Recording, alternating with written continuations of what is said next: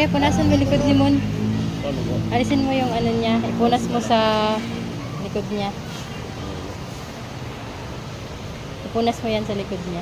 Basa ba? Konti. Yan, ipunas mo. Ayan na si teacher. Awarding po sila mamayang 10:30 po. Ah. Papasok na lang po sa room. Kami po? Opo, pupunta na lang po. Sige po. 10:30 po. Kayo po. Oh, Bibi. Thank you po, teacher. Po. Pasok kami saktong 10:30, teacher. Kayo po. Bye-bye. Love you. Tara, kuya.